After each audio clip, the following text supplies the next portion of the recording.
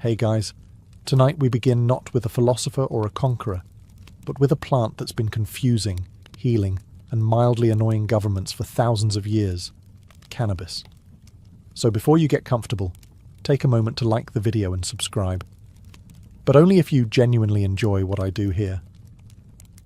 And let me know in the comments where you're tuning in from and what time it is for you. It's always fascinating to see who's joining us from around the world. Now, dim the lights, maybe turn on a fan for that soft background hum, and let's ease into tonight's smoky little history together.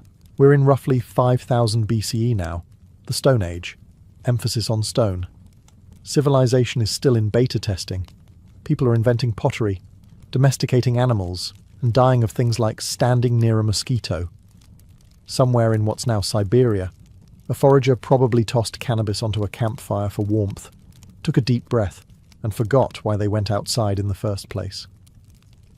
Archaeologists later found cannabis seeds in ancient burial sites, which means someone valued this plant enough to take it to the grave, literally. Either it was a sacred ritual or a prehistoric version of "don't bury me without my stash." Given human nature, probably both. At first, cannabis wasn't about good vibes or philosophical musings. It was about survival. The fibers made ropes and clothes, the seeds were edible, and the plant was basically nature's Swiss Army knife. You could sail with it, tie things with it, wear it, and, if you accidentally smoked it, suddenly find the clouds hilarious. Imagine being one of the first humans to inhale it on purpose. No one to explain what's happening, no snacks, no Bob Marley, just raw confusion and a deep conversation with a tree that isn't talking back. Early humans probably didn't think they were getting high. They thought the gods had upgraded their vision. And yet, from that accidental puff, the legend began. A plant that would one day travel the globe, inspire poetry, trigger paranoia, and fund entire reggae albums, all starting with some bored Neolithic farmer who wanted to see what would happen if he set fire to his crops. So, before the word weed even existed, cannabis had already outsmarted us. It found the one species dumb enough to cultivate it, worship it, outlaw it, and smoke it, often in the same century. Humanity, meet your oldest love-hate relationship. Fast forward to 2700 BCE, where China was inventing everything: paper, silk, bureaucracy, and apparently the world's first medical endorsement for getting high.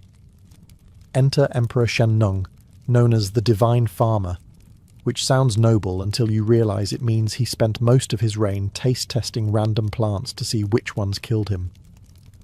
The man was basically the world's first drug trial, with no control group. According to legend, Shennong discovered hundreds of herbs this way, including ginseng, tea, and yes, cannabis. His book, The Pen to Sao Ching, reads like an ancient Yelp for plants. Good for pain, gout, rheumatism, and forgetfulness. Which is impressive, because cannabis probably caused the forgetfulness he was treating. To Shennong, weed wasn't a vice. It was medicine. The Chinese didn't roll it up or pass it around. They brewed it into tonics, ground it into powders, and probably called it something wise-sounding like wind in the bones elixir. It treated fevers, calmed nerves, and made people slightly too confident about their poetry. By this point, hemp was everywhere, spun into rope, woven into clothes, written on as paper. Entire towns were basically built out of cannabis. You could live your whole life surrounded by the same plant. Your clothes, your scrolls, your fishing nets, and, if you were lucky, your mild painkiller. It was like living inside an eco-friendly bong. Doctors in ancient China took it seriously. They believed cannabis balanced the body's yin and yang, which is a polite way of saying it chills you out. It wasn't recreational yet, but let's be honest, every civilization that says it's using something for spiritual healing usually ends up giggling at shadows. So while the rest of the world was still inventing fire pits and bad decisions, China had already added cannabis to its pharmacy. Shennong might not have known what THC was, but he knew one thing. It made people stop complaining for a while. And in a world full of famine, floods, and Mongols warming up in the distance, that's what you'd call medical progress. While China was busy bottling cannabis into tonics, and pretending it was strictly medicinal, their neighbours on the open grasslands of Central Asia had a simpler idea. Just burn it and breathe deeply. Meet the Scythians, the horse-riding nomads who basically lived outdoors, looked like they hadn't slept since birth, and had a collective attitude best described as armed and unbothered. Around 1000 BCE, these people decided that death rituals were missing something, mainly smoke, not incense, not sage, cannabis. Greek historian Herodotus wrote that the Scythians would throw hemp seeds onto hot stones inside sealed tents. Within minutes, the place filled with thick aromatic clouds, and then, in his words, they would howl with pleasure, which is ancient Greek for someone's about to freestyle under the stars. This wasn't some small ritual puff either. They treated it like a full-body baptism in THC. Imagine 20 warriors, all covered in tattoos and fur, crawling into a tent with burning hemp and emerging spiritually reborn and slightly disoriented. The Scythians didn't have a word for relaxation, but this was probably the closest they got. The smoke wasn't just for fun, it was sacred. It helped them commune with the spirits of the dead, ease grief, and, let's be honest, make the afterlife sound like a pretty good deal. Archaeologists later uncovered golden bongs, yes, literal gold, buried in Scythian tombs, still coated with traces of cannabis residue. That's right, these ancient warriors died the way they lived, stylish, mysterious, and slightly high. You can't buy that kind of historical commitment. Other cultures eventually copied the idea. From Persia to India, nomads and mystics alike began inhaling cannabis smoke during funerals, festivals, and philosophical debates. Because if you're going to question the meaning of life, it helps if the air itself is giving you ideas.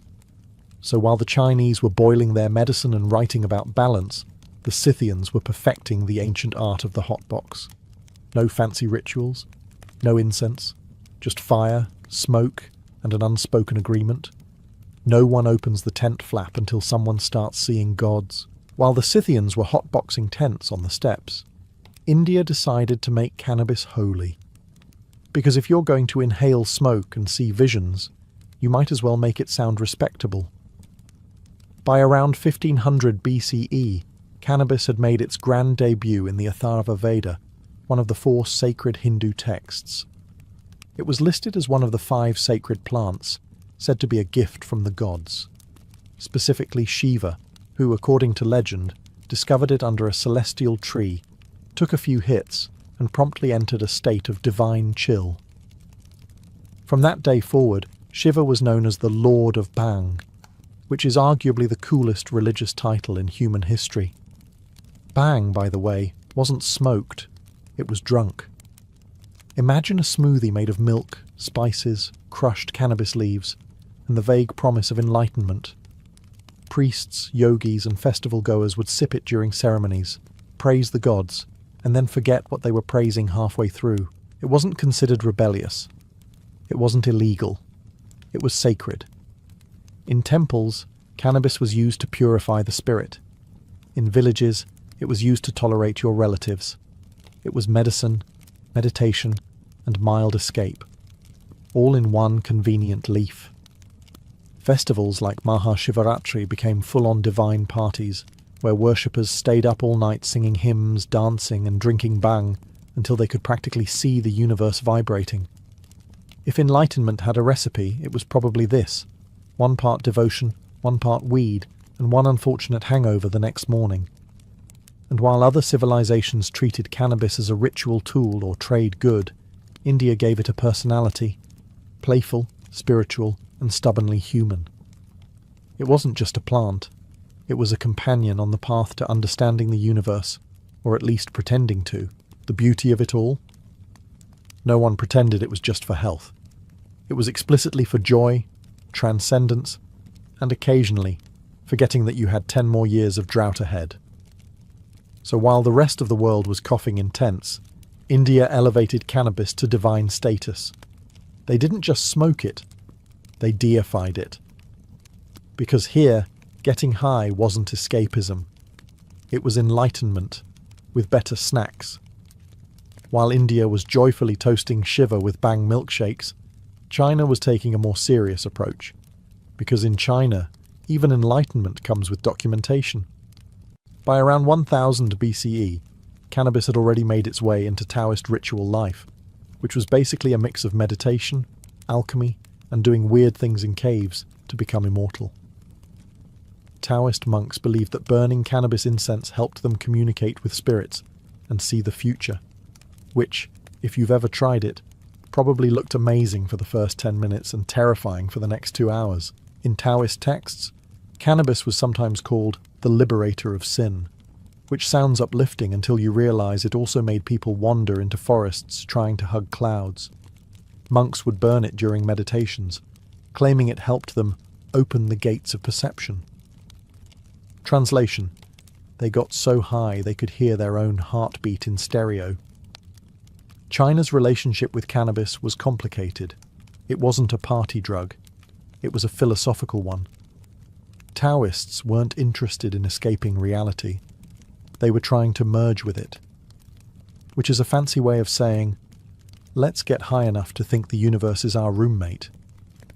Still, the early Chinese were far too organized to let things get out of hand. Cannabis was carefully measured, mixed with other herbs, and written about in scrolls that probably smelled faintly of smoke and regret. You didn't just light up, you followed a procedure, meditated, and hoped not to levitate into a wall. Meanwhile, Confucians, those eternal killjoys, frowned upon anything that loosened the mind too much. The Taoists said cannabis expanded consciousness. The Confucians said it expanded laziness.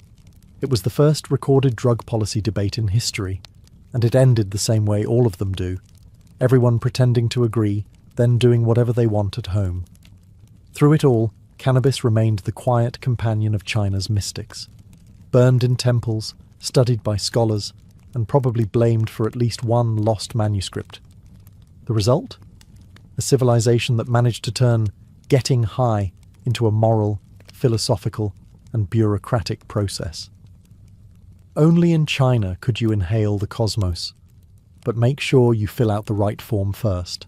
By now, cannabis had earned its place in human civilization, not as a mystical herb or a shady vice, but as the overachieving plant no one could get rid of. You could smoke it, wear it, write on it, build with it, and probably eat it if times got bad. It was the Swiss Army knife of the ancient world, except instead of opening bottles, it opened minds, occasionally too far. In ancient China, hemp wasn't just useful, it was everywhere. Farmers grew it in massive fields, villagers spun it into thread, and scribes turned it into paper. The world's earliest texts were written on hemp, meaning human civilization was literally recorded on weed. Somewhere, a Taoist monk was probably inhaling the same plant another monk was writing, "Stop inhaling this" on. The fibers were legendary, strong, durable, and resistant to decay. Hemp ropes held up fishing nets, tied together ships, and occasionally restrained the same people who got too philosophical after smoking the other half of the plant. Clothing made from hemp lasted longer than marriages, and was only slightly less comfortable. It didn't stop there. Archaeologists have found ancient hemp sandals, bowstrings, and even armor padding, because nothing says battle-ready like a soldier dressed head to toe in cannabis. It's possible that somewhere out there, an army marched into war completely surrounded by hemp, and had no idea they were fighting inside history's first all-natural dispensary. As the plant spread west along trade routes, it conquered new continents without lifting a leaf. The Persians made rope, the Egyptians brewed it into ointments, and the Greeks, naturally, argued about its moral implications over wine.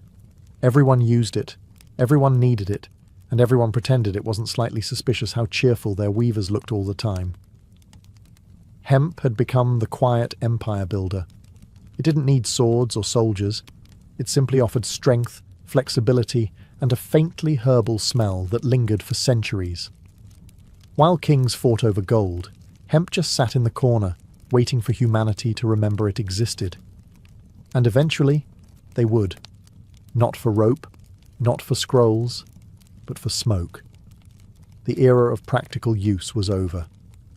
The age of recreational enlightenment was just beginning. By the time cannabis drifted into ancient Persia, it had already been medicine, rope, and incense. The Persians looked at this miraculous plant and, being Persians, decided it should probably teach them something about the universe. Because in this part of the world, even getting high came with a reading list. The Assyrians were the first to use it regularly, calling it kunubu, which sounds suspiciously like the word cannabis, because it is. They burned it in temples, not for fun, but for divine insight, which is ancient priest code for "we're about to smell colours." When it reached the Persians proper, cannabis quickly found a home among Zoroastrian mystics, who already had fire altars, cosmic dualism, and existential dread. All they were missing was a good mood enhancer. They believed the smoke carried prayers to the heavens, which, to be fair, it did, along with a few brain cells. Then came the philosophers. Persia had no shortage of people who enjoyed sitting cross-legged and debating metaphysics until everyone forgot what the question was. Cannabis fit right in. It dulled pain, softened the edges of reality, and made long conversations about the nature of truth almost tolerable. Ancient accounts mention that some priests used it during rituals to free the mind from doubt. Modern translation: suddenly, everything makes perfect sense, but not everyone approved. As usual, the ruling class caught wind of the idea and panicked. If people could reach the divine without paying temple fees, society might collapse. So cannabis began its long career as a suspicious substance, respected in private, condemned in public, and still passed around behind the incense burner. Persian traders helped spread it further west along the Silk Road, where it picked up new names, new rituals, and a growing reputation for philosophical chaos. By the time it reached Greece, it wasn't just a plant anymore. It was a travelling idea, a portable enlightenment kit with no instructions. So yes, Persia made cannabis philosophical. They turned smoke into spirit, contemplation into a contact sport, and a plant into a debate partner. And like all great philosophical discussions, it ended the same way, with someone saying, "Wait, what were we talking about again?" By the time cannabis floated down the Nile, Egypt was already running on divine bureaucracy. The gods had jobs, the priests had paperwork, and everyone was building pyramids without proper labour laws. Into this mix came cannabis, a small mercy for a civilization that had been collectively overworked for 3,000 years. The Egyptians, being practical, didn't throw big smoke parties like the Scythians, or drink bang like the Indians. They used cannabis medically, which is to say, they pretended it was medicine, and then used it for absolutely everything. It appears in the Ebers Papyrus, a 3,500-year-old medical text that lists cannabis as a treatment for inflammation, glaucoma, menstrual pain, and, this is true, bad temper. That last one alone could have saved pharaohs from a few wars. The priests were the main gatekeepers of cannabis use. They mixed it into balms, oils, and incense for temple rituals. Picture a high priest waving a censer full of fragrant smoke while declaring it purely spiritual. Sure, and so is tequila. The idea was that the sweet scent would carry prayers to the gods, and probably made everyone in the temple feel a little closer to them. Cannabis even made it to the afterlife. Traces of it have been found in mummy wrappings and burial chambers, which means someone thought, if I'm crossing into eternity, I'm bringing a joint. It's hard to blame them. Eternity sounds long, and the afterlife was rumoured to involve farming again.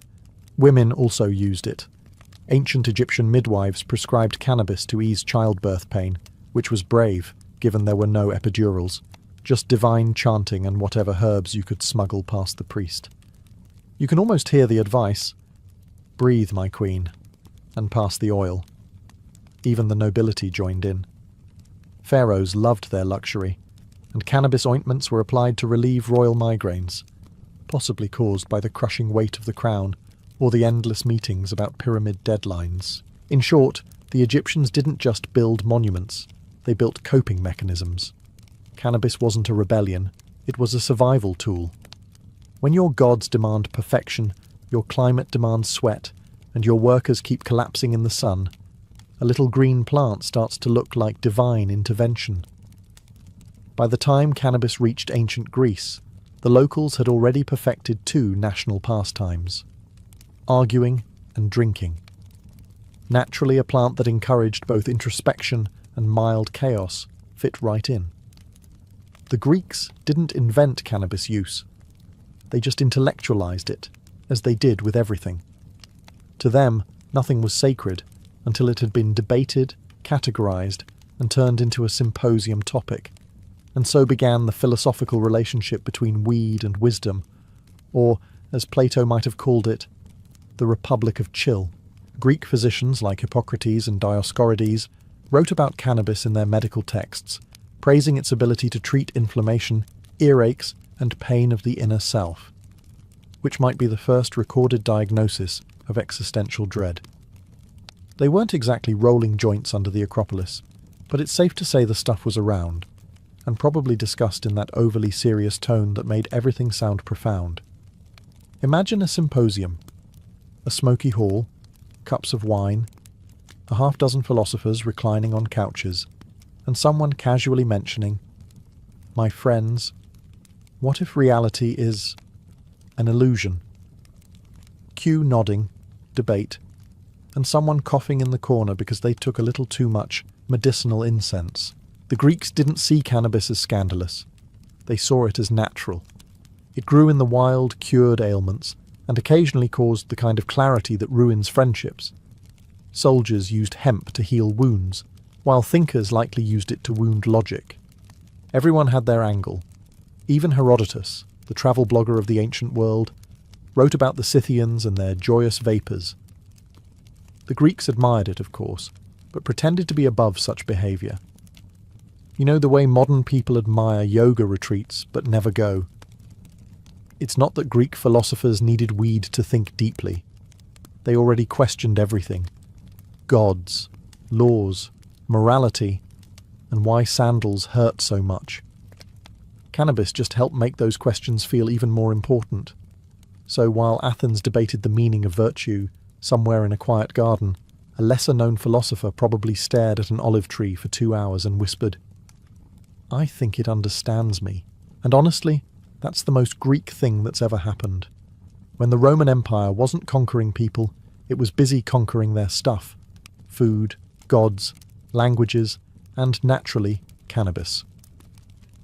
The plant crept into Rome quietly, hitching a ride on trade routes and never leaving. The Romans didn't worship it like the Indians, or philosophize about it like the Greeks. They just used it, complained about it, and wrote manuals on it. To a Roman, cannabis was practical. They used its fibers to make ropes, sails, and tents, essential gear for an empire that couldn't stop invading places. Hemp ropes hauled ships across the Mediterranean, tied prisoners, and occasionally doubled as laundry lines for togas soaked in regret. If Rome had a motto, it might have been Veni, Vidi, Vaped. Doctors loved it too. The famed physician Dioscorides, yes, the same Greek guy, Rome borrowed him like they borrowed everything, recommended cannabis for earaches, gout, and pain of the joints, which, to be fair, was probably half the population after years of marching, fighting, and public orgies. It also supposedly reduced sexual desire, the kind of prescription that instantly made it unpopular with the Senate. Meanwhile, Roman women used cannabis-infused oils for beauty treatments, claiming it softened the skin and eased female complaints. Given the quality of Roman plumbing and diet, that's probably the nicest thing their bodies experienced all year. But don't imagine marble statue stoners lounging around the forum. For Romans, intoxication was a moral issue. Wine was civilized. Hashish? Suspicious. Anything that made you too happy without taxation was a problem. So while hemp was everywhere, actually smoking, it was reserved for foreigners, mystics, and that one uncle who never shut up about the stars. Still, it spread through the empire like gossip at a bathhouse. Roman soldiers carried hemp seeds to distant provinces, unknowingly turning half of Europe into potential farmland for the world's most versatile weed. From Britain to North Africa, cannabis took root, quietly, stubbornly, like every idea Rome tried to suppress. So while emperors toasted with wine and philosophers debated virtue, humble hemp was holding the empire together. literally. Sails, scrolls, ropes, and remedies, all courtesy of a plant no one wanted to admit they secretly respected. Rome may have fallen, but cannabis didn't. It simply waited, patient and green, for the next empire to take credit for discovering it. By the time the Silk Road hit its golden age, cannabis had achieved something every empire dreamed of: total globalization without a single battle. No armies, no conquests, just chill merchants spreading good vibes and better hemp. Picture it: a caravan winding through the deserts of Central Asia, camels groaning, traders sweating, spices perfuming the air, and somewhere in the back, a sack of cannabis seeds labelled "for medicinal purposes." It was the ancient world's version of a carry-on excuse. Along these routes, the plant became a shapeshifter. In China, it was medicine and paper. In India, it was sacred. In Persia, it was wisdom in smoke form. And by the time it reached the Middle East and Africa, it was hashish, portable, potent, and infinitely more fun than religion allowed. Merchants didn't just sell silk and spices, they sold culture. Every trade stop became a swap meet for ideas, stories, and the occasional cloud of aromatic smoke. You could hear Sanskrit hymns blending with Persian poetry, while someone in the corner accidentally invented hotboxing again. The assassins of Alamut, a secretive sect of hashish users in Persia, gained fame along the route. According to chroniclers, mostly biased, nervous Europeans, they smoked hashish before carrying out political assassinations. The truth is murkier. They probably just enjoyed the stuff and were good at stabbing. Still, the legend stuck, and hashashin eventually morphed into our modern word, assassin. A linguistic masterpiece born from paranoia and bad PR. Further west, Arab physicians explored cannabis in medical texts, calling it both a cure for melancholy and a threat to discipline, which, frankly, still describes it perfectly. As for the traders themselves, they discovered an essential truth of business. People will always pay extra for anything that makes them forget they're on a camel for 9 months. The Silk Road turned cannabis into the first truly multicultural plant. It crossed languages, religions, and moral codes, and everyone pretended they were only using it for healing. Whether you were a monk in China, a merchant in Samarkand, or a mystic in Cairo, the smell was the same: smoke, dust, and mild enlightenment. Cannabis had gone viral, and there was no logging off. By the time the Islamic Golden Age rolled around, cannabis had become the polite guest nobody admitted to inviting, but everyone let stay. From Baghdad to Cairo, it wafted quietly through mosques, palaces, and poetry circles, never mentioned too loudly, but always there. The early Islamic world was a cultural powerhouse: algebra, astronomy, medicine, philosophy, and a plant that made all of those things just a little more interesting. Scholars like Avicenna and Al-Razi wrote about cannabis in their medical works, describing it as useful for pain, digestion, and calming of the spirit, which is medieval code for take one and stop arguing about theology for 5 minutes. But Islam had a complicated relationship with intoxication. The Quran forbade alcohol, fair enough, but didn't say much about weed. That left room for interpretation, and wherever interpretation exists, humans immediately find a loophole. Thus, the rise of hashish, the original grey area of divine law. The Sufi mystics embraced it fully. These were the spiritual poets and dancers of Islam, the ones spinning in circles and claiming union with God through music, prayer, and occasionally substances that made God seem unusually chatty. For Sufis, cannabis wasn't a vice, it was a bridge. A fragrant, slightly giggly bridge to the divine. Meanwhile, the religious establishment frowned. Hashish dens popped up from Egypt to Persia, filled with scholars, merchants, and people who were definitely supposed to be somewhere else. Authorities called it a moral plague. Preachers condemned it as the herb of idleness. And yet every crackdown failed, mostly because the enforcers also needed to confiscate large amounts of evidence for personal testing.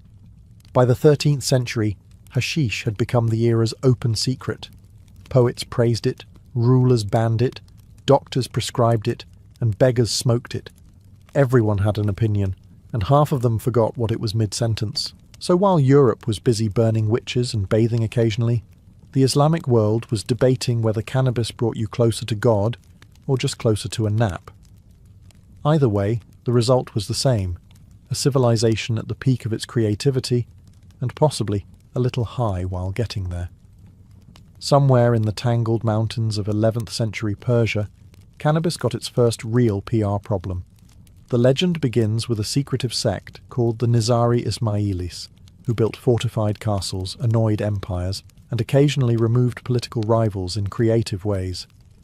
Their leader, Hassani Saba, ruled from a mountain fortress called Alamut, a name that roughly translates to Eagle's Nest, because murder headquarters didn't test well with the neighbours. According to medieval rumour, his followers, the Hashashin, smoked hashish before carrying out assassinations, moving in a blissful haze of divine purpose. Chroniclers swore that the drug made them fearless, devoted, and very stabby. It's an exciting story, and almost certainly nonsense. In reality, there's no evidence these men ever used hashish before missions. The myth was probably cooked up by their enemies, who needed a good excuse for why an elite team of mountain zealots kept outsmarting entire empires. Blaming the drugs was easier than admitting the other side just had better planning. "They're not geniuses, they're high" became the medieval version of damage control, but the story spread faster than a rumour at a crusader camp. European knights returned home whispering tales of Eastern killers intoxicated by strange herbs. The word Hashashin mutated through languages until it became assassin. And just like that, a religion, a tactic, and a drug fused into one sensational headline that lasted 900 years. Ironically, the Nizari Ismailis were scholars, engineers and diplomats more than anything else. They built libraries, negotiated treaties, and only killed people when absolutely necessary, which admittedly was still quite often. The idea that they got high before missions probably came from the same chroniclers who believed dragons lived in Ethiopia. Still, the damage was done. Hashish was forever linked with shadowy violence, even though the real connection was medieval gossip and a chronic lack of fact-checking. So next time someone says, "assassin," remember, it started as an overblown rumour about a group of bookish Persians who may or may not have enjoyed herbal incense. The myth survived, the castles fell, and cannabis gained a new reputation, from sacred plant to suspicious substance. And humanity, as usual, learned absolutely nothing from it. By the time cannabis drifted into medieval Europe, the continent had already developed a refined system for handling new ideas. Fear them, ban them, then quietly use them anyway. Hemp had been around for centuries as rope, oil, and fabric. No one thought twice about it. But the moment someone decided to light it up instead of spin it, the church got involved. To be fair, medieval Europe wasn't exactly in a mood for experimentation. Between crusades, famines, and the occasional plague wiping out a third of the population, people were barely holding it together. The church controlled everything: law, medicine, and your odds of eternal happiness. And it wasn't thrilled about substances that made peasants giggle during sermons. Still, cannabis slipped through the cracks. Monks grew hemp in monastery gardens to make parchment and prayer ropes, all while writing moral condemnations of sinful herbs. It's safe to assume at least one monk tried the product and had a profound spiritual moment involving a candle flame and 37 Gregorian chants. By the 13th century, doctors and apothecaries were quietly prescribing cannabis oil for pain, fever, and what they delicately called female complaints. It worked, which made it suspicious. Anything that cured suffering without divine intervention raised eyebrows, and usually torches. The church preferred its miracles to come from heaven, not from someone's backyard. Meanwhile, travellers returning from the Crusades brought stories of hashish dens in the east, dark rooms full of relaxed people who weren't killing each other. Naturally, Europe found this horrifying. Chroniclers described Saracens who smoke madness into their souls. Translation: they looked happy, which was clearly evil. Before long, cannabis joined the growing list of things the church disapproved of: pagan rituals, heresy, women reading, and now good moods. Officially, it was labelled a devil's herb. Unofficially, it was still being used by midwives, herbalists, and anyone with chronic back pain and a realistic view of God's priorities. So, Europe managed to take a versatile, harmless plant and turn it into a moral crisis, a skill it still hasn't lost. Hemp stayed legal as long as it behaved, but the moment it hinted at pleasure, it was excommunicated. Thus began Europe's longest-standing tradition, being both terrified of and dependent on the same thing. By the late Middle Ages, cannabis had done what most humans couldn't: survived everything. Empires rose and fell, languages changed, entire civilizations burned. And yet, the same scrappy green plant just kept growing wherever people were stressed and soil existed. Europe used hemp for everything: ropes, sails, paper, and clothing. The age of exploration was basically powered by weed, not the fun kind, but the kind that held up ships. Columbus wouldn't have made it to the New World without hemp rigging, hemp caulking, and probably hemp underwear. So yes, in a way, cannabis accidentally discovered America. Still, its reputation remained divided. To the working class, it was a practical crop. To doctors, it was medicine. To the church, it was one more thing to blame for moral decay. Every group needed it, hated it, or both, which is more or less the story of civilization. By the Renaissance, scientists were dissecting everything from corpses to philosophy, and cannabis quietly snuck back into medicine cabinets. Apothecaries sold it for pain, seizures, and sleeplessness. Poets hinted at it in verse. And while Europe still officially frowned upon pleasure, it had also just invented gin, so judgment was a bit selective. Then came the colonial era, where cannabis sailed across oceans again, this time in every direction. The Spanish planted it in the Americas, the Portuguese took it to Africa, the British industrialized it. Every empire claimed it was introducing a useful agricultural resource, which is history's polite way of saying, we're cashing in. By the 19th century, cannabis had gone from sacred to scandalous to scientific. Victorians used it in tinctures for nerves, sleep, and hysteria, while politely ignoring that half their society was addicted to laudanum. Doctors praised it. Artists painted about it. Then, as always, governments panicked and outlawed it, because nothing frightens authority like people being relaxed. And yet, here we are, thousands of years later, still debating the same plant. A plant that outlived pharaohs, philosophers, popes, and prohibition. It built ships, healed wounds, started myths, and occasionally made people stare at wallpaper for hours. Humanity keeps trying to control cannabis, but somehow it always slips through our fingers. One puff, one poem, one perfectly rolled piece of history at a time. Rome, 1480. A city so drenched in sin that even the angels were rumoured to carry handkerchiefs over their noses. Into this perfumed cesspool of power and corruption was born Lucrezia Borgia, daughter of Cardinal Rodrigo Borgia, the man who would later become Pope Alexander VI. From the moment she drew her first breath, Lucrezia wasn't so much a child, as she was a political pawn in human form. Her father, Rodrigo, wasn't known for restraint. He had mistresses, children, enemies, and probably a few people who were both.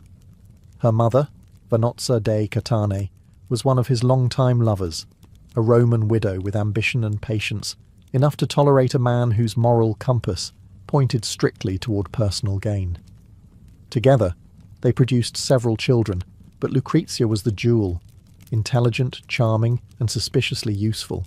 By the time she could walk, deals were being made in her name. Imagine being 6 years old and already promised to secure an alliance between noble families who'd never even met you. That was Lucrezia's reality. Her early education wasn't about dolls or prayers. It was about rhetoric, diplomacy, and the art of looking harmless while quietly plotting someone's downfall. Still, young Lucrezia was no villain. Not yet. Contemporary accounts describe her as graceful, fair-haired, with the kind of beauty Renaissance poets could write odes about before inevitably being poisoned at dinner. Her tutors taught her Latin, music, and poetry, skills meant to make her the perfect wife, or more accurately, the perfect bargaining chip. The Borgia's name already carried the scent of scandal, and Lucrezia, though innocent at the time, would inherit its perfume. While her father manoeuvred his way to the papal throne through bribes and backroom deals, the young girl watched and learned. She saw that in Rome, virtue was decorative, and survival required flexibility, moral, political, and occasionally anatomical. By the time Rodrigo became pope, the Vatican turned into a family business. Cardinals whispered, rivals schemed, and everyone assumed the Borgia's blonde daughter must be in on the corruption. Whether she was a serpent in silk or merely a dove raised in a nest of vipers would become one of history's favourite debates. When Rodrigo Borgia officially became Pope Alexander VI in 1492, the Vatican didn't just gain a spiritual leader, it gained a family business. The Holy See, once a fortress of piety, or at least good PR, was now an extension of the Borgia household. And like any good Italian dynasty, business meant marriage, money, and manipulation, three areas in which young Lucrezia would soon excel, whether she wanted to or not. At 12 years old, Lucrezia was already being traded across Europe's noble families like a particularly elegant chess piece. Her first engagement was to a Spanish nobleman, Don Cherubino Juan de Centelles, but that alliance fell through faster than a papal promise of reform. Her second fiancé, a noble from Naples, suffered a similar fate once his usefulness expired. You could say Lucrezia's love life was less about romance and more about diplomacy with jewellery. By 14, her father arranged her marriage to Giovanni Sforza, Lord of Pesaro, a man twice her age and half as cunning. The union was purely strategic, cementing ties between the papal throne and one of Italy's most powerful families. The wedding, of course, was a lavish affair. Rome's nobility dined beneath frescoed ceilings, toasted with golden goblets, and politely ignored the fact that the Pope's daughter was now a walking political treaty. Behind the smiles and lace, Lucrezia played her role flawlessly. She was charming, well-mannered, and spoke like an angel. Unfortunately, angels didn't last long in Vatican politics. Her husband soon found himself out of favour when the Borgias shifted alliances, and when the Borgias shifted, it usually meant someone was about to vanish, resign, or fall ill. Giovanni Sforza didn't wait for divine intervention. He fled Rome, accusing the Pope and Lucrezia of an affair. Yes, he actually accused his wife and father-in-law of incest. It was a scandal that made Rome gasp and snicker in equal measure. Lucrezia, barely 16, became the talk of Europe, her name whispered in every court as both victim and temptress. But the Borgias didn't crumble under gossip. They turned it into strategy. The Pope declared her marriage null on grounds of non-consummation, which must have been awkward for everyone involved. Giovanni was humiliated, Lucrezia was free, and the game of alliances continued. After her first marriage was neatly erased from history by papal decree, Lucrezia didn't have long to rest. Her father, ever the multitasker, had a new plan, and it came wrapped in Neapolitan silk. Her next groom would be Alfonso of Aragon, a handsome young prince and the illegitimate son of the King of Naples. The match promised stability for the Papal States, and more importantly, a useful alliance in the endless Italian power shuffle. Lucrezia, now 17, seemed genuinely happy for once. Alfonso was close to her age, reportedly kind and easy on the eyes, a refreshing change after Giovanni Sforza, whose only talent had been paranoia. The pair had a son, Rodrigo, named after her father, because who doesn't want to remind everyone of the family brand at every possible occasion? For a brief and shining moment, the Borgias looked almost respectable, but respectability doesn't sell in Renaissance Rome. Political winds shifted faster than morality, and soon the alliance with Naples soured. Her brother Cesare Borgia, charming, brilliant, and occasionally homicidal, decided that Alfonso was suddenly inconvenient. In Borgia speak, that meant doomed. One summer evening in 1500, assassins attacked Alfonso on the steps of St. Peter's Basilica. He survived the first attempt, a miracle really. But while recovering in his chambers, someone strangled him. Eyewitnesses claimed Cesare's men did it. Others whispered that Lucrezia herself had held the pillow. The truth, as with most Borgia stories, was probably somewhere between horror and rumour. Lucrezia reportedly wept bitterly, and it's hard to say whether her tears were for love lost or power slipping away. The Vatican spun a tale of bandits, but no one believed it. Rome's gossip mills ran hot. The Pope's daughter, the poisoner, the Black Widow of the Tiber. Whether or not she was guilty, her reputation was sealed tighter than a confessional door. Yet, rather than collapse, Lucrezia adapted. She learned the fine art of appearing fragile while quietly surviving everyone who crossed her. She retreated to convents for reflection, or, as cynics claimed, to wait out public outrage. By 18, she had already been married twice, widowed once, and accused of more crimes than most cardinals. But the game wasn't over. The next marriage would not just secure her family's power, it would transform her from papal pawn to duchess. In 1502, at the age of 22, Lucrezia Borgia became the Duchess of Ferrara, and for once, not everyone was horrified. Her marriage to Alfonso d'Este, heir to the powerful Este family, was less a romantic leap and more a desperate political calculation.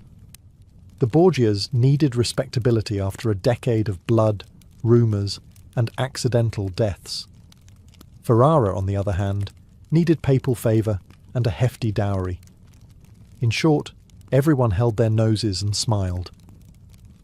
When Lucrezia arrived in Ferrara, she brought with her wagons of gold, fine fabrics, servants, musicians, and a reputation so toxic it could wilt the city's roses. The Este court, renowned for its refinement, didn't know what to make of her. Courtiers whispered that she carried poison in her rings, that her perfume was laced with arsenic, and that kissing her hand might be fatal. One poet even wrote that her smile contained both heaven and hell. He wasn't wrong, it was Renaissance Italy after all. But to their surprise, Lucrezia didn't come to destroy Ferrara. She came to rebuild herself. Instead of scandal, she offered culture. She turned the court into a glittering centre of art and music, hosting poets, scholars, and philosophers.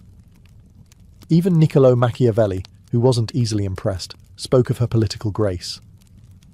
For a woman whose name had become a curse, Lucrezia's reinvention bordered on miraculous.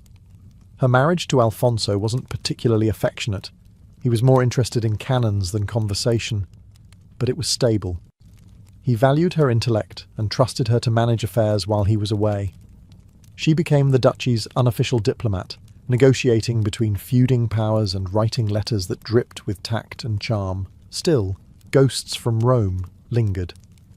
Her father, Pope Alexander VI, died in 1503, supposedly after a bad batch of poisoned wine meant for someone else. Cesare Borgia's empire crumbled soon after. Overnight, the Borgia name went from untouchable to unmentionable. Lucrezia, ever pragmatic, quietly distanced herself from her infamous past. In Ferrara, she was no longer the Pope's daughter or the alleged poisoner. She was the Duchess, elegant, composed, and determined to outlive the legends that haunted her. And for a time, she succeeded. The serpent of Rome had shed her skin, and what emerged was a woman of astonishing poise. But peace, in her world, never lasted long. By the time the ink dried on her Ferrara marriage papers, Lucrezia's world had already begun to unravel. Her father, Pope Alexander VI, died in 1503, and the circumstances of his death were pure Borgia irony. The story goes that he and Cesare accidentally drank poisoned wine intended for someone else. Whether divine justice or poor labelling, the result was the same. The mighty patriarch was gone, and the family's web of influence began to dissolve faster than holy water on a hot brazier. For Lucrezia, it was both freedom and disaster. Without her father's protection, the Vatican turned on the Borgias like wolves. Her brother Cesare, the family's brutal enforcer, lost everything: his lands, his armies, his political leverage. Captured, imprisoned, and eventually killed in Spain, he became a tragic echo of his former self. The man who once made princes tremble now bled out on a roadside at 31. The fall of the Borgias left Lucrezia stranded in a sea of enemies. In Rome, her name was synonymous with sin. In Ferrara, it was still a polite scandal. The courtiers whispered about her family's downfall, the poisonings, the incest, all the familiar bedtime stories of the Renaissance. Yet she didn't flinch. If anything, she became quieter, colder, more calculating.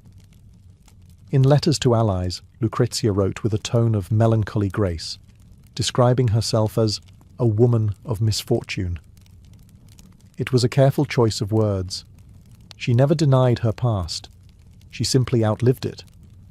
While her relatives were stripped of titles and chased from cities, she remained securely in Ferrara, navigating the political ruins like a survivor of a shipwreck who found herself standing on an island of gold. Her husband Alfonso, initially wary of his infamous bride, began to rely on her more. She handled correspondence, managed estates, and entertained ambassadors with a level of refinement that made her indispensable.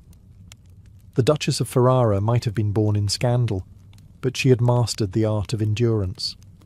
Still, there was an invisible shadow in her chambers, the knowledge that her family's name would never be cleansed. Rome had fallen silent about the Borgias, but silence, as Lucrezia knew, was rarely innocent.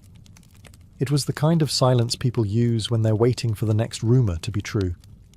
By the early 1510s, Lucrezia Borgia had completed the most improbable transformation in Renaissance Italy, from the Vatican's scandalous daughter to one of its most admired duchesses. Her court in Ferrara became a sanctuary for poets, painters, and philosophers, a sort of cultural rehab centre, where tortured geniuses could complain about the Pope over good wine. Under her patronage, Ferrara blossomed into a jewel of the Italian Renaissance. She sponsored writers like Ludovico Ariosto, whose Orlando Furioso would become a literary masterpiece. Musicians such as Josquin des Prez and Antonio de Cabezon performed at her court, filling the ducal palace with sacred hymns and suspiciously secular ballads. The Duchess herself played the lute, wrote poetry, and hosted salons that made Florence's Medici circles look downright provincial. What made Lucrezia remarkable wasn't just her taste, it was her subtle power. While Alfonso obsessed over fortifications and artillery, the man could talk about cannon calibers for hours, she handled diplomacy with velvet gloves. Ambassadors from France, Spain, and Venice wrote of her intelligence and charm, often adding, with thinly veiled awe, that she seemed nothing like her family. Still, whispers followed her everywhere. Visitors would glance around the grand halls of Ferrara, admire the frescoes, sip her wine, and then quietly ask whether she still kept a vial of poison among her perfumes. The Renaissance loved nothing more than redemption wrapped in suspicion. Privately, Lucrezia's life was less glamorous. She bore several children, endured miscarriages, and faced the cold practicality of a husband more soldier than lover. Yet she never allowed tragedy to define her. In letters, she spoke of faith, music, and the peace of the soul, words that sounded less like confession and more like self-preservation. Her relationship with the church remained complicated. She funded monasteries and charities, perhaps out of guilt, or perhaps because in Italy, salvation was just another investment. She even befriended reform-minded clerics, though always with careful distance. After all, when your family once ran the papacy like a crime syndicate, you don't get to preach about holiness. In Ferrara, Lucrezia had built what Rome had denied her, legitimacy. But the Renaissance had a cruel sense of timing, and even duchesses who escaped their pasts could not escape mortality. By 1512, Lucrezia Borgia's carefully rebuilt life began to crack beneath the weight of grief. Her elegant Ferrara court, once alive with laughter, poetry, and debate, turned sombre. The woman whom Europe had once painted as a temptress was now defined by loss. Her son Rodrigo, the child she had with Alfonso of Aragon years before, died suddenly at just 12 years old. The boy had been living in Naples, far from his mother's reach, and the news hit her like a dagger dipped in memory. Letters from the time describe her anguish in chilling detail. "I'm left with no comfort," she wrote to a confidant, "except the prayers I whisper at dawn." The tone wasn't political, it was human. For a woman accused of every sin under the sun, she suddenly appeared almost saintly in her sorrow. But fate wasn't finished twisting the knife. 2 more of her children died in infancy, and her health began to fail. Some said it was heartbreak, others whispered poison. Old habits die hard. But the truth was simpler. Years of childbirth, stress, and the Renaissance's poor medical hygiene had taken their toll. Yet, even as tragedy closed in, Lucrezia's dignity only deepened. She turned increasingly toward religion, not in the fire and brimstone way of her papal father, but with a quiet, personal devotion. She corresponded with monks, gave generous donations to convents, and spent long hours in prayer. The court chroniclers, those same men who once called her the Viper of Rome, began to refer to her as the Christian Duchess. Her husband Alfonso, a man more comfortable with cannons than condolences, reportedly grew to admire her resilience. He even began to rely on her judgment again, though she was often ill and withdrawn. The irony wasn't lost on anyone. The woman once accused of scheming through poison and lust now represented piety and composure. To outsiders, it looked like redemption. To Lucrezia, perhaps, it felt more like exhaustion. The games of politics, the deaths, the whispers, all of it had burned through her spirit. But she wasn't done yet. Her final years would prove that even in frailty, she could still command the stage. And this time, there would be no need for masks or intrigue, just a quiet reckoning with the legend she had become. By 1518, Lucrezia Borgia was no longer the glittering duchess who had once enchanted Ferrara's salons. She had become something quieter, softer, yet still magnetic. The gossip mongers of Rome had moved on to new scandals, and in their silence, Lucrezia found peace. Her days revolved around her children, her faith, and the daily rituals of a court that no longer required her to prove herself. Her eldest surviving son, Ercole, was being groomed as the next Duke of Ferrara. She adored him, writing letters filled with gentle advice and a touch of fatalism, as though she knew time was short. Her husband, Alfonso, still occupied himself with politics and fortifications, but their marriage had settled into a kind of quiet partnership. Whatever love once flickered between them had evolved into something sturdier, mutual respect, or perhaps shared endurance. Still, there were shadows. Lucrezia's health, already fragile from years of childbirth and stress, worsened. Chronic fevers, exhaustion, and fainting spells left her bedridden for days. But in true Borgia fashion, she refused to let illness strip her of grace. Visitors described her as serene, almost luminous, even as her body failed her. In June of 1519, she went into labour once more, her 10th pregnancy. The child, a girl, was stillborn. Complications followed, and infection set in. Renaissance medicine being what it was, mostly herbs, prayers, and wishful thinking, there was little to be done. As the fever worsened, Lucrezia asked for confession, received the sacraments, and requested to be left alone with her chaplain. Accounts from those final days describe her as calm, accepting, and resolute, the opposite of the woman painted in pamphlets as the Vatican's seductress. On June 24, 1519, Lucrezia Borgia died at the age of 39. Her last words reportedly were a prayer for her children and for the peace of those who wronged me. Ferrara mourned sincerely. Poets wept, courtiers spoke of her kindness, and even those who had doubted her grace admitted she had died as a true Christian lady. The duchy buried her in the convent of Corpus Domini, a quiet sanctuary that suited her better than any gilded palace. In death, she achieved what she had been denied in life. Silence, not the silence of rumour, but the peace of finally being left alone. Death didn't end Lucrezia Borgia's story. it made it immortal. Within months of her passing, the pamphlets, poems, and chronicles of Europe went to work, reshaping her life into myth. To some, she was the perfect Renaissance monster, the Pope's daughter who dabbled in poison, lust, and intrigue.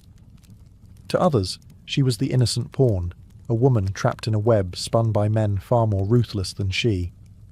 The truth, as always with the Borgias, was both and neither.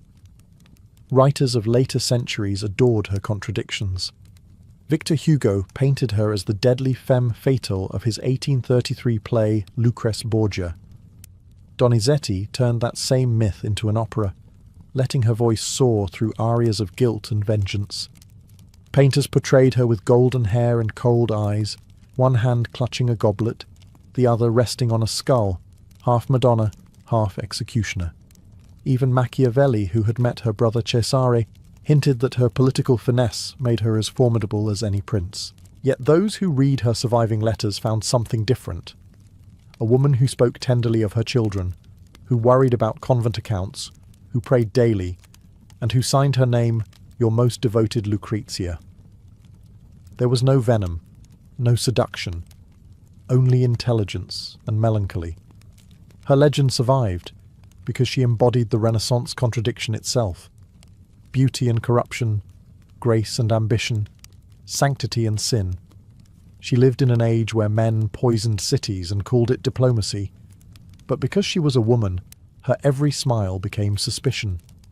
The same world that forgave popes for murder never forgave Lucretia for surviving it. Centuries later, historians began to reclaim her humanity. Modern scholarship sees her not as the she-devil of Rome, but as a political survivor born into an impossible family. She played her role because she had no choice, and played it well enough to leave a legacy that still captures imaginations 500 years later. In the end, Lucrezia Borgia became exactly what history loves most, a riddle with perfect handwriting. Whether she was saint or serpent depends on who tells the tale. But one thing is certain. Few women ever danced so gracefully on the knife's edge between damnation and immortality. And even in death, the world kept whispering her name. At the heart of ancient Rome, between the Aventine and Palatine hills, stood a monument to chaos and glory, the Circus Maximus. It wasn't just an arena. It was Rome's beating heart, pulsing with dust, danger, and divine madness.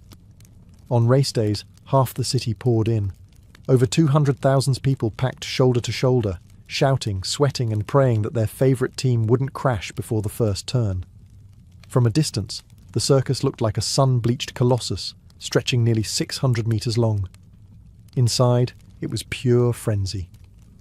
Senators reclined under silk awnings, their rings glittering in the light. Commoners cheered from the stone terraces, waving scraps of coloured cloth, red, blue, green, or white, the banners of their beloved racing factions. Even the emperor himself would lean forward when the signal dropped. As eager as the butcher or baker seated below, trumpets blared. The charioteers, young men with more courage than sense, tightened their reins and whispered prayers to Fortuna, goddess of luck. Horses stamped and snorted, their bronze fittings glinting under the sun. Then, with a blast of the mapper, the white starting cloth, the race erupted.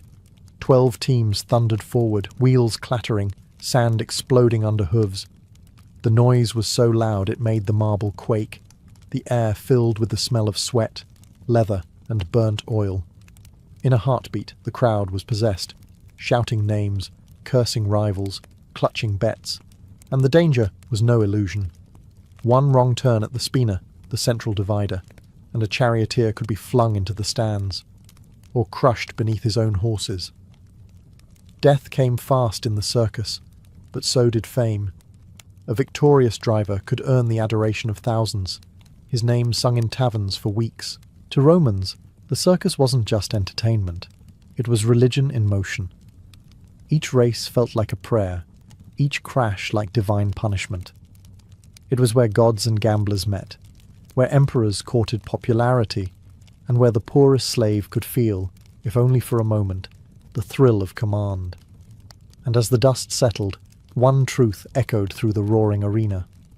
Rome lived for the race, and sometimes it died for it. If the Circus Maximus was Rome's heart, its pulse was divided into 4 colours: red, blue, green, and white. These were more than racing teams.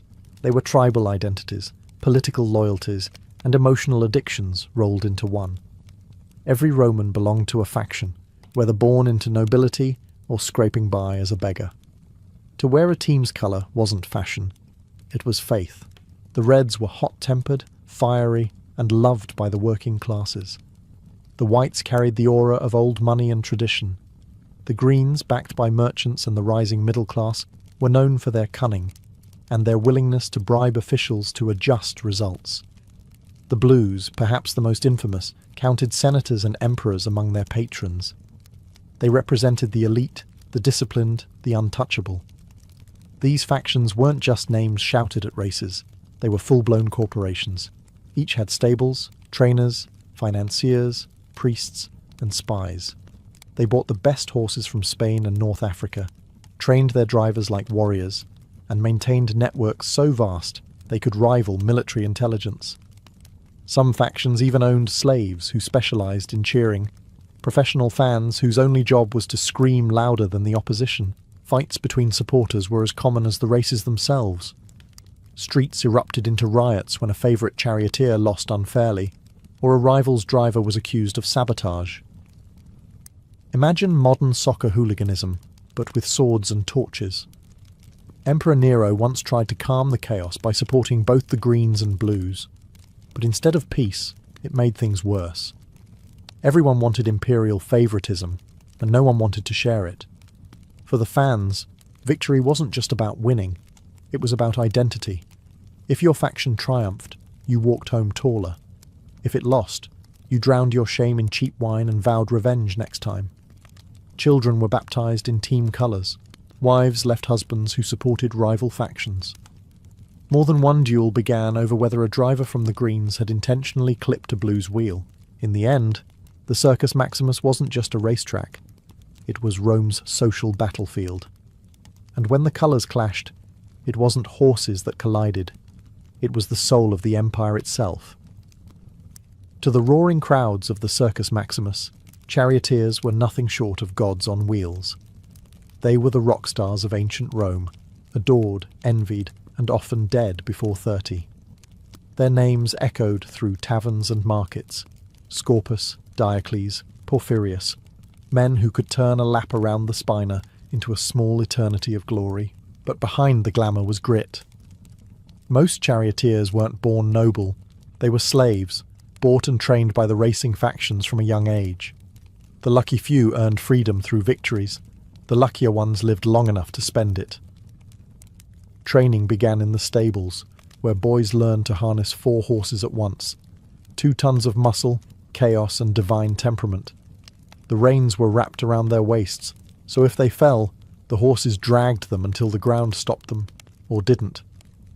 Each chariot was a lightweight death trap of wood and leather, built for speed, not safety. Drivers leaned forward, knees bent, whipping their horses while watching for rivals trying to cut them off at the turning posts. The trick was balance: lean too far, and you flipped; too slow, and you were crushed from behind. One race could turn a nameless slave into a celebrity, or into a stain on the track. Still, the rewards were irresistible. A successful charioteer could earn tens of thousands of sesterces per season, fortunes that rivaled senators. The legendary Gaius Apuleius Diocles retired after 24 years of racing with a fortune equivalent to hundreds of millions today. He could have bought a city.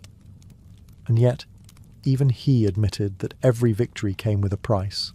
Bones broken, horses killed, friends lost. The fans loved them obsessively. They painted portraits of their favourite drivers on walls, wore miniature charms in their likeness, and shouted prayers for their safety. Some even left offerings at shrines to ensure their idol's success: hair, coins, or, in true Roman fashion, curses against rival racers. The charioteers knew the truth. They weren't just athletes, they were gladiators on wheels. Every race was a battle disguised as sport, and every lap a flirtation with death. And in a city that worshipped spectacle, dying dramatically was almost as good as winning. When the signal dropped and the mapper fell from the magistrate's hand, time itself seemed to hold its breath. The gates burst open, and 12 chariots lunged forward like unleashed beasts. The roar of the crowd hit like thunder. For the next 7 laps, roughly 5 miles, the Circus Maximus became a storm of speed, dust, and danger. The track, lined with gleaming sand, circled the Spina, a central divider decorated with statues, shrines, and the famous obelisks stolen from Egypt. These sacred markers gave the race a sense of divine theatre, men battling for glory beneath the gaze of gods. But nobody was thinking about Apollo or Neptune when the wheels started rattling. They were thinking about survival. Charioteers leaned low, the reins wrapped around their bodies for control, the whip flicking with deadly precision. The 4 horses, a team called a quadriga, had to move as one organism, each responding to the driver's slightest twitch. The outside horse set the speed, the inside one, the angle of the turn. If even one faltered, the entire chariot could shatter like pottery. The most dangerous part of the race was the meti, the turning posts at either end of the spina. Here, men gambled their lives for inches. A skilled driver hugged the post so close that his wheel might scrape stone. A careless one clipped it and went flying. Crashes, called naufragia, shipwrecks, were the crowd's favourite spectacle. Horses screamed, wood splintered, and bodies were flung into chaos. The crowd howled with bloodthirsty glee. Women fainted, gamblers tore their tunics, emperors leaned forward in fascination.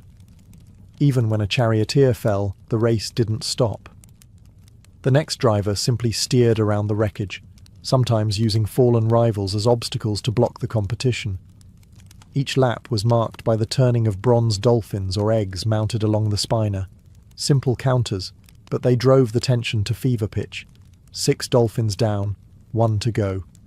The crowd screamed itself hoarse, and when a driver crossed the finish line, dust-caked and trembling, the noise could shake the heavens. It wasn't about horses or skill anymore. It was about Rome itself, reckless, magnificent, and utterly addicted to the roar of victory. Beneath the thunder of hooves and cheers, another war raged. One fought with coins, curses, and pure obsession. Betting at the Circus Maximus wasn't a side hobby. It was Rome's unofficial religion. Senators, soldiers, and slaves all gambled on the races, united by one universal truth. Fortune favoured no one for long. Bookmakers prowled the stands with wax tablets, taking wagers on everything. The winning colour, the number of crashes, even whether a favourite's horse would make it past the first turn.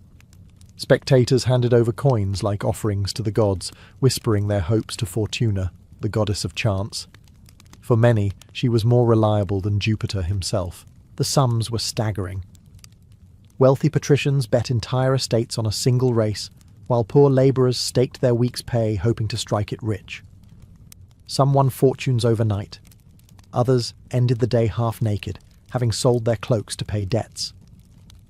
It wasn't uncommon for a gambler to hurl himself from the stands after a crushing loss, a dramatic exit the Romans almost admired. The charioteers themselves were part of the gamble. Factions bribed stable hands for inside information, whether a horse was sick, a driver injured, or a wheel sabotaged.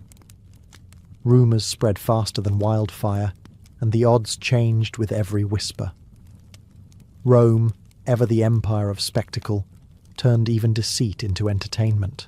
But betting wasn't just about money. It was tribal warfare disguised as sport. Faction supporters fought in the streets after bad races, blaming corruption, divine injustice, or sheer bad luck. During one infamous riot, fans of the Greens and Blues set parts of the city ablaze, because apparently, sportsmanship was not a Roman virtue. Even emperors couldn't resist the fever. Caligula reportedly bet enormous sums on his beloved green faction, and once threatened to execute a charioteer who lost him a race. Nero, never to be outdone, entered as a driver himself, and of course declared victory even after falling out of the chariot. At the Circus Maximus, money flowed like blood, and both were spilled freely. The crowd didn't just watch the races, they lived them, bled for them, and sometimes died because of them. For Rome, it wasn't gambling. It was destiny, just with worse odds. In the age before marble statues and imperial cults stole the spotlight, charioteers were the true celebrities of Rome. These men, lean, sunburned, and usually one crash away from oblivion, wielded fame greater than generals. Their portraits hung in taverns, their names were carved into walls, and their fans screamed louder than the legions. Gaius Appuleius Diocles became the Michael Jordan of the Circus Maximus. He raced for 24 years, switching factions like modern athletes switch teams for better contracts. By the end of his career, he'd won nearly 1,500 races and earned a fortune so immense that he could have fed all of Rome for a year, or at least thrown the most expensive dinner party in history. Then there was Scorpus, the golden boy of the greens, young, dashing, and almost too fast for his own good. He won 2,000 races before dying in a crash at just 26. The crowd wept, as though Jupiter himself had fallen from the sky. His tombstone still reads, "I carried off the victory palm 1,000 times, but I was cheated of my youth." These men weren't noble, but the Romans didn't care. The public adored them because they defied everything Rome's rigid society stood for. A slave could rise higher than a senator if he could handle the reins. Freedmen, foreigners, even those born into poverty became idols through sheer daring. It was the most democratic form of worship the empire ever knew, and with fame came indulgence. Successful drivers lived like kings, expensive villas, servants, lovers, and more wine than a Bacchic feast. The factions guarded them like prized war horses, offering bribes, bodyguards, and sometimes poison to keep rivals away. There were fan clubs, groupies, and jealous street gangs. When a driver changed teams, riots could erupt, as if Julius Caesar himself had switched sides mid-battle. They were adored and hated in equal measure, praised for their skill, cursed for their arrogance, immortalized in mosaics and graffiti. For Rome's masses, these men embodied everything thrilling and terrible about their world: glory, danger, and the promise that anyone, no matter how low-born, could touch immortality. In a city of emperors, it was the charioteers who made the people truly roar. To the untrained eye, the Circus Maximus looked like a racetrack.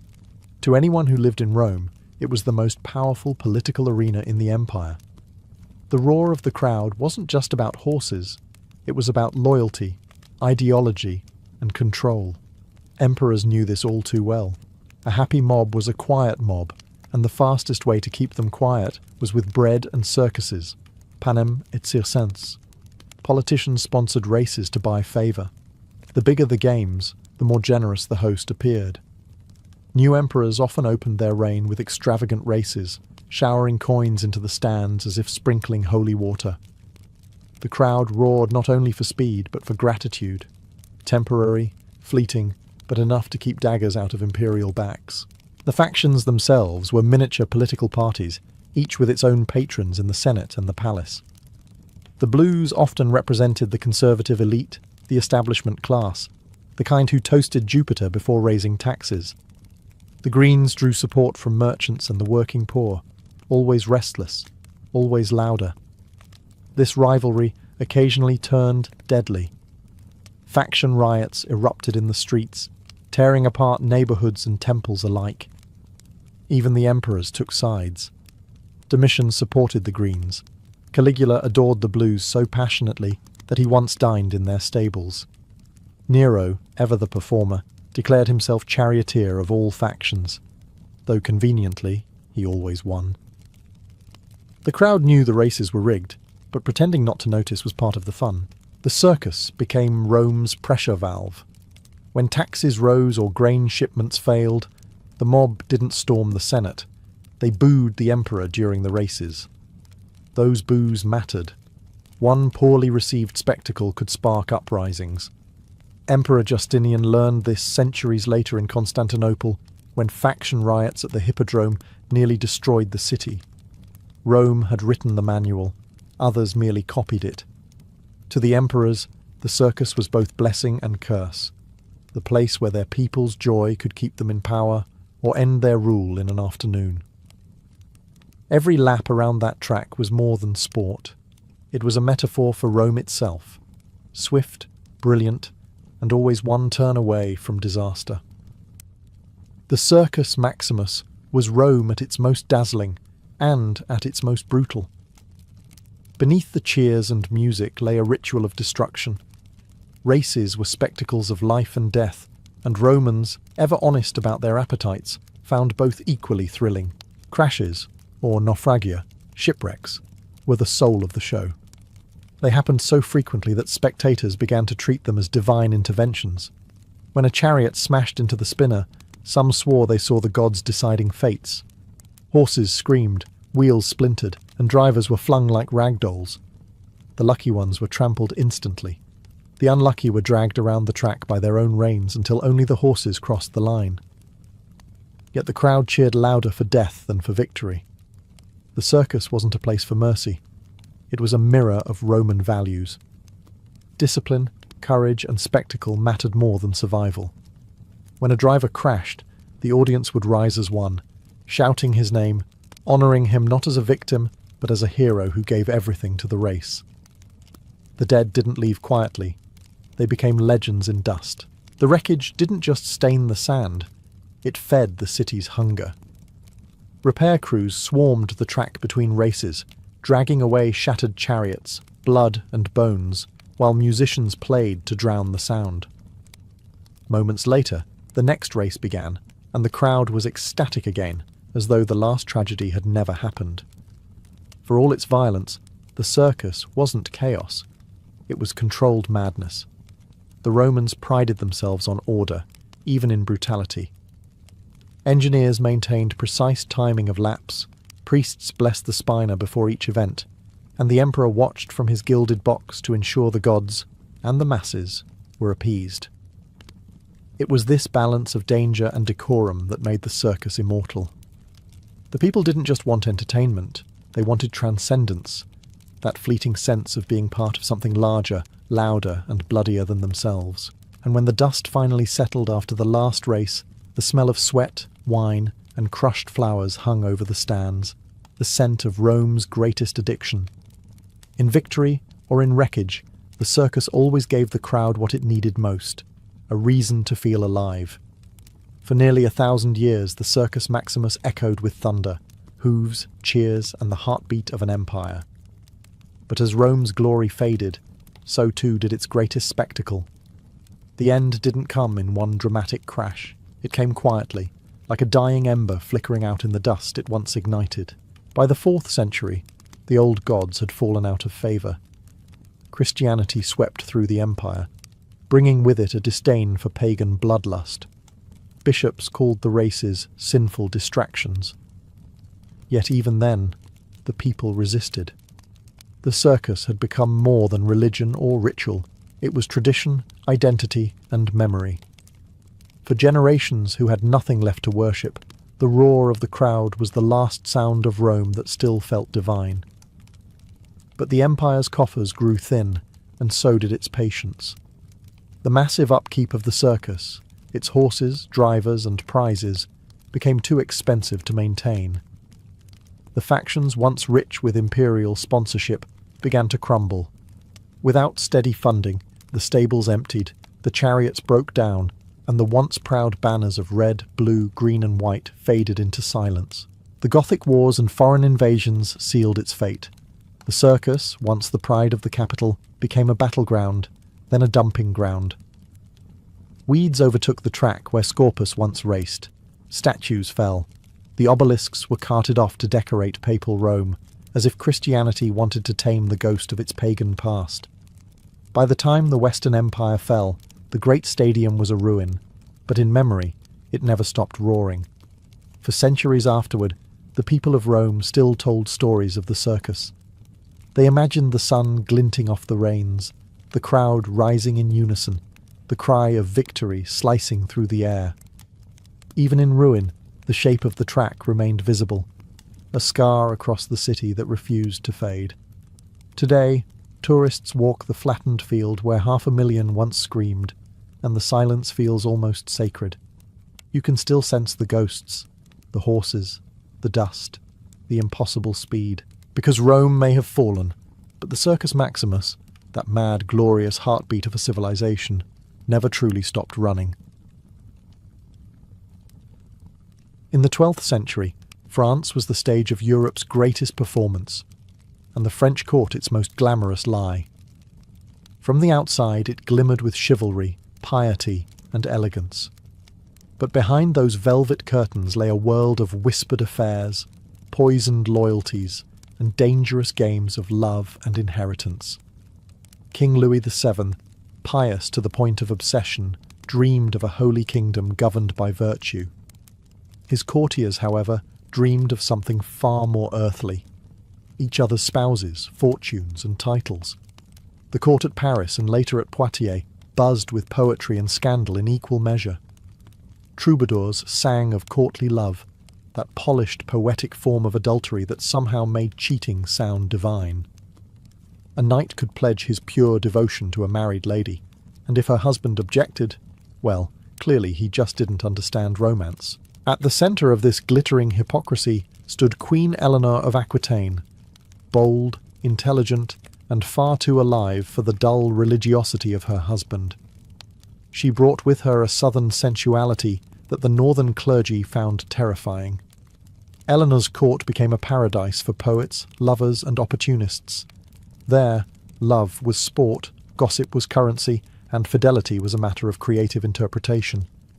The nobles played their parts well. Behind every gallant bow and polite smile was a calculation, a favour owed, a rumour planted, a letter exchanged at midnight. Marriages were political traps, not unions of affection. One wrong word, one misplaced glance could destroy an entire lineage. The court's moral theatre stretched from the halls of Paris to the great duchies of Champagne and Aquitaine. In these glittering chambers, where minstrels recited verses about unattainable love, real women and men risked their lives to make those verses true. Affairs weren't just acts of passion, they were acts of defiance, a rebellion against arranged marriages and rigid hierarchies. But the 12th century court was a dangerous stage. Behind the lace and Latin poetry, there were spies, priests who confessed secrets to bishops, servants who overheard lovers, and nobles who weaponized rumour as efficiently as any sword. In this kingdom dressed in silk, every kiss was political, and every act of love could be the start of a war. If France had a heartbeat in the 12th century, it pulsed through Eleanor of Aquitaine. Born into one of Europe's wealthiest duchies, she was everything the medieval world pretended women weren't supposed to be: brilliant, seductive, and dangerously independent. When she married Louis VII of France, the match was supposed to unite piety and power. Instead, it created one of the most combustible pairings in royal history.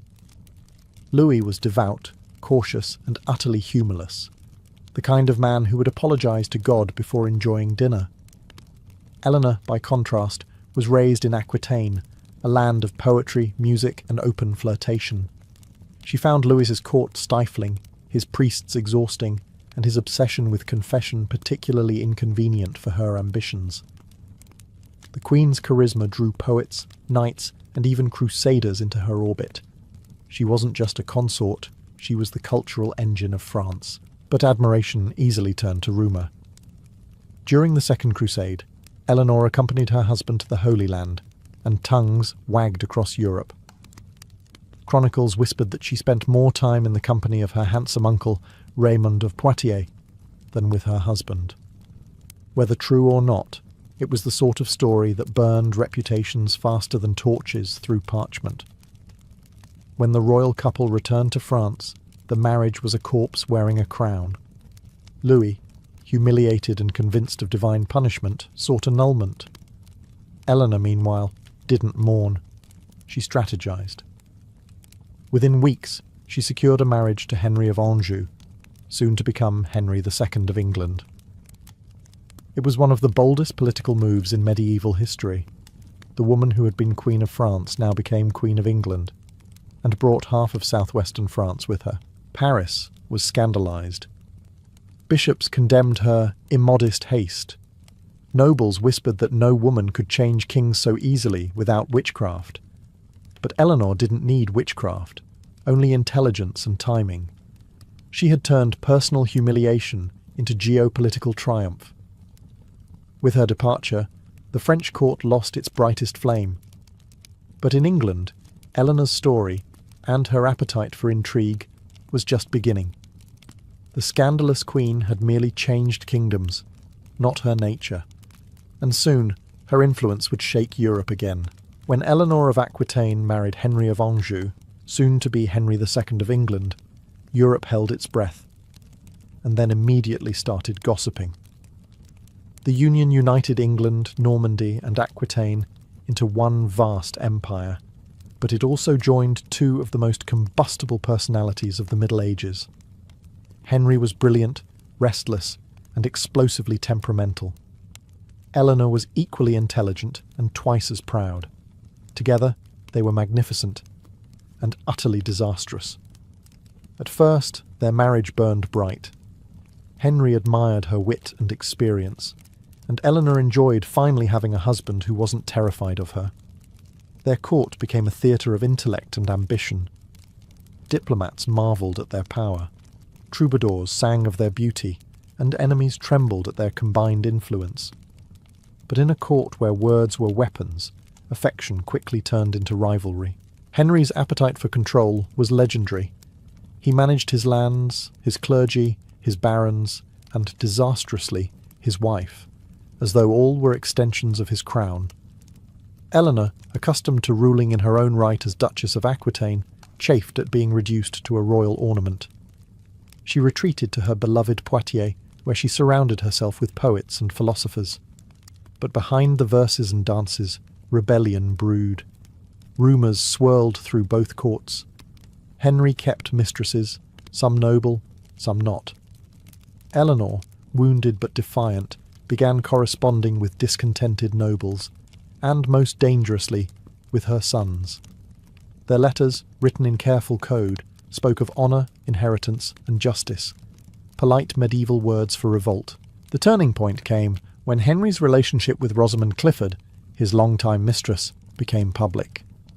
Chroniclers later embroidered the story with jealousy and poison, claiming Eleanor hunted Rosamund through a labyrinth with a dagger in hand. While likely apocryphal, it captured the truth in spirit. Eleanor's humiliation was not something she would forgive. By the time she reached her 50s, the queen who had once charmed Europe now stood at the centre of a family civil war.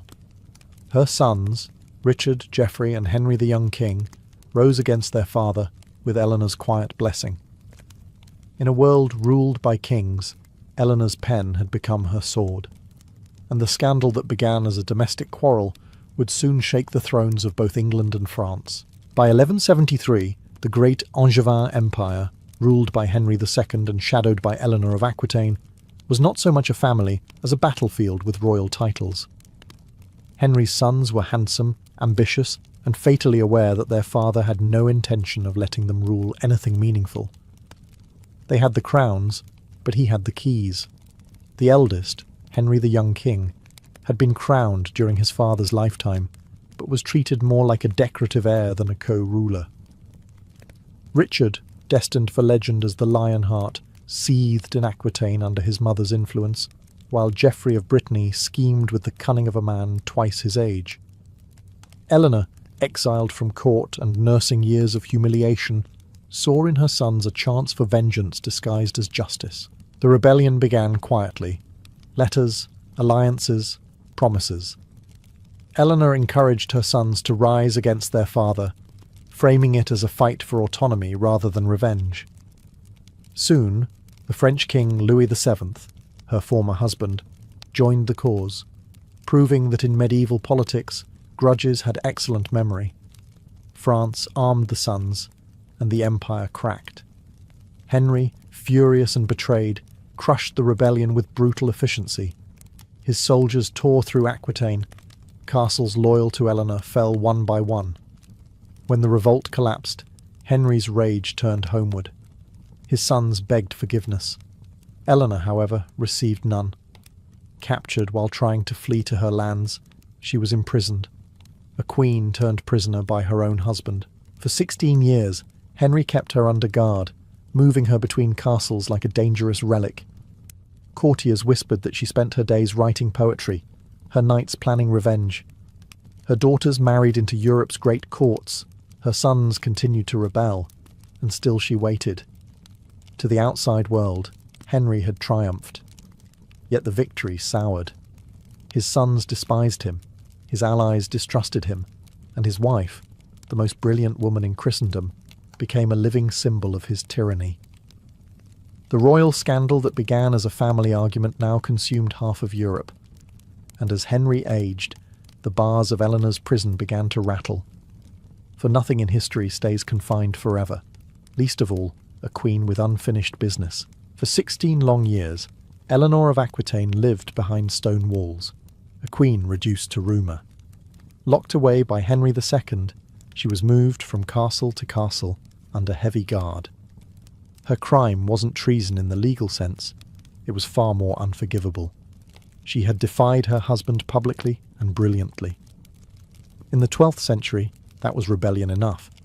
But even in captivity, Eleanor remained a presence. She sent quiet letters through sympathetic servants, maintained contact with her daughters across Europe, and kept her name alive in every courtly whisper. When poets sang of noble ladies wronged by cruel lords, everyone knew who they meant.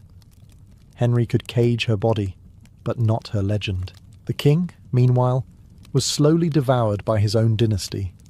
His favourite son, Henry the young king, died in rebellion, begging his father's forgiveness on his deathbed. Geoffrey of Brittany was trampled to death in a tournament. Only Richard and John remained, one noble, one venomous, and both would betray him in their turn. Henry's pride began to rot from within. His long affair with Rosamund Clifford ended in tragedy when she died, leaving the court heavy with gossip that Eleanor had somehow reached her rival from afar. The labyrinth, the poisoned cup, all myths, but myths born of fear. Even imprisoned, Eleanor's reputation for vengeance haunted him. By 1189, age and exhaustion had stripped Henry of the fire that once built an empire. His sons rebelled again, this time led by Richard, with Eleanor's blessing. The French king Philip II, son of her old husband Louis, joined the assault. Surrounded, sick, and betrayed, Henry finally surrendered. When he saw the list of rebels and found John's name, his youngest and once beloved son, he reportedly turned his face to the wall and muttered, "Now, let everything end." And it did. Henry died that same year, broken by family and fortune. When the news reached her, Eleanor was released, not in triumph, but in inevitability. The queen who had once shaken thrones stepped back into daylight at nearly 70. And as her chains fell away, so too did the last shadow of Henry's reign. The prisoner was free, and ready to rule once more. When Henry II died, the crown passed to his most formidable heir, Richard the Lionheart, warrior, crusader, and his mother's truest son. His first act as king was not to parade through London or punish his father's allies. It was to free Eleanor of Aquitaine. After 16 years of confinement, she walked out of captivity with the dignity of a woman who had known she'd win eventually. The court gasped. Age had not diminished her presence. At nearly 70, Eleanor still commanded rooms with a glance. She wore her years like armour. And Richard, ever the soldier, understood that his mother's mind was sharper than any general's sword. He made her his co-ruler in practice, if not in title. She governed in his absence, managed his treasury, and brokered peace where his temper could not. But even this new reign carried its share of scandal. Richard's own passions, whispered to include both men and women, fed endless court gossip. His mother ignored it. She'd seen far worse. Instead, she focused on keeping his vast empire from imploding while he chased glory in the Third Crusade. When Richard was captured and held for ransom by the Holy Roman Emperor, it was Eleanor who saved him. Nearly 80 years old, she rode across the Alps, negotiated with princes, and raised an impossible ransom, 150,000 marks, a sum so vast it nearly bankrupted England. Chroniclers wrote that she moved like a lioness seeking her cub, yet even triumph carried sorrow. While Richard fought and schemed abroad, his younger brother John stirred rebellion at home, whispering that England would be better ruled by him. It was a familiar story, sons turning against mothers, brothers against brothers. Eleanor, weary of dynastic poison, once again found herself standing between loyalty and survival. When Richard finally returned, the people of England celebrated the heroic king. But those who looked closely saw the truth. The empire stood because of his mother's will. She had outlasted 2 kings, rebellions, imprisonment, and scandal, and still held power with nothing but intellect and endurance. In a world that sought to silence her, Eleanor had become the voice of stability, the queen who ruled not by sword, but by sheer unyielding resilience. Even after Richard the Lionheart returned from captivity, Eleanor of Aquitaine knew peace in her family was a luxury she'd never enjoy. Richard's rule brought glory to the battlefield, but chaos to the throne room. His endless campaigns drained the treasury, and his absence left a vacuum that his brother John eagerly filled. The same John who had once betrayed their father and plotted during Richard's imprisonment. Eleanor, ever the strategist, saw through John's charm. He was clever, yes, but also petty, suspicious, and greedy. Where Richard inspired loyalty through valour, John demanded it through fear. Eleanor spent her final years trying to hold together the empire her son seemed determined to destroy. She negotiated truces, calmed nobles, and wrote letters that carried more authority than any royal decree.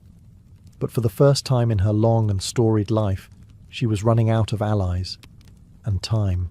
When Richard was struck by a crossbow bolt during a siege in 1199, Eleanor rode to his side. The dying king, ever stoic, told her not to weep. "You gave birth to kings," he said, "and kings do not die with tears." His death shattered what little unity remained in the Angevin dynasty. John seized the throne before Richard's body was even cold. At 77, Eleanor could have retired to a convent. Instead, she mounted her horse once again, travelling across Aquitaine to secure support for her youngest son. Even those who despised John respected her. She was, after all, Eleanor of Aquitaine, a name that still carried the weight of empires. But John's reign quickly descended into intrigue and suspicion. He quarrelled with barons, alienated the church, and betrayed those who had once protected him. Eleanor, wise enough to see the pattern, withdrew gradually from court, her heart heavy with the knowledge that she had raised both lions and jackals. Her last great act came when she arranged the marriage of her granddaughter Blanche of Castile to the French heir, a gesture meant to secure peace between 2 realms long soaked in each other's blood. The old queen had spent her life amid betrayal, scandal, and war, but in her twilight she achieved something her kings never could, a fragile, fleeting peace. And for Eleanor, that was victory enough. By the dawn of the 13th century, Eleanor of Aquitaine had outlived nearly everyone who had ever tried to control her. 2 kings, several lovers, countless enemies, all gone. She remained, a relic of an age she had shaped with her wit and willpower. At almost 80, she was both revered and feared, a living legend whose very name could silence a room. From her residence at Fontevraud Abbey, Eleanor ruled not from a throne, but from correspondence. Her letters moved armies, negotiated treaties, and reconciled estranged nobles. Kings and bishops still sought her counsel, knowing that age had not dulled her instincts.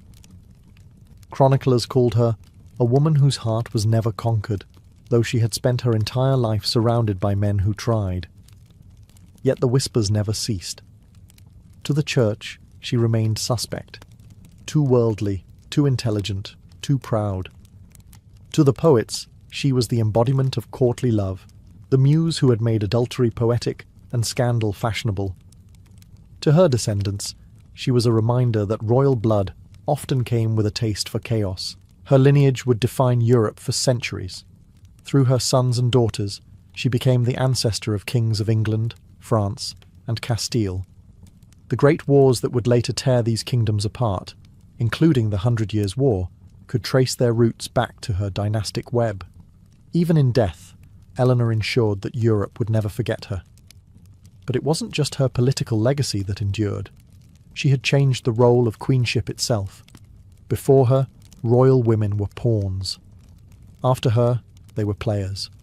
Eleanor's life had redefined what it meant to be powerful and female in a world ruled by swords and sermons.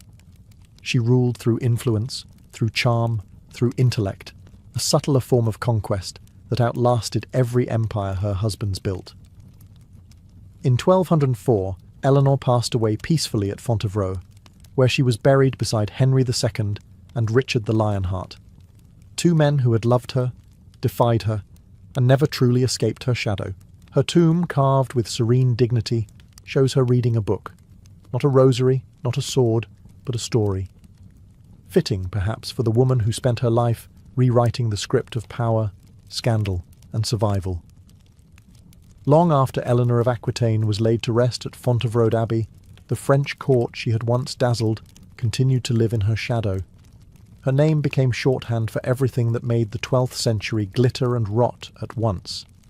The dangerous mix of passion, politics, and pride that no priest could ever quite cleanse from the kingdom's conscience. In Paris, troubadours still sang of queens who loved too boldly and knights who fell too far. But everyone knew the songs traced their origins to Eleanor's own salons, the courts of love she once held in Poitiers, where noble women judged cases of infidelity with the gravity of bishops and the humour of sinners. Those tales of romantic lore became the foundation of chivalry, yet they were born from gossip and scandal. The irony was deliciously medieval.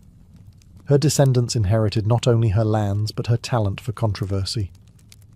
Her son, John of England, would become infamous for betrayal and tyranny. Her grandson, Louis IX of France, would spend his life trying to sanctify the royal image she had so artfully tarnished. The French chroniclers who came after her couldn't decide whether to condemn or worship her, and so they did both. To some, she was Jezebel in silk. To others, the last great mind before the darkness of war. Even centuries later, writers like Jean Froissart and Christine de Pizan painted her as both sinner and saviour, the woman who turned adultery into art and rebellion into diplomacy. The Church never forgave her independence. Historians never stopped being fascinated by it. She was the scandal that refused to die, and perhaps that was her greatest triumph. While men like Henry and Richard filled chronicles with their battles, Eleanor's battlefield was human nature itself. She ruled not through armies, but through influence, the most enduring weapon of all. By the time the 12th century gave way to the 13th, the ideals of courtly love, political intrigue, and royal scandal had become inseparable from French identity. Behind the hymns and heraldry still lingered the echo of her laughter, the sound of a queen who had outwitted kings, rewritten morality, and made scandal itself a form of immortality.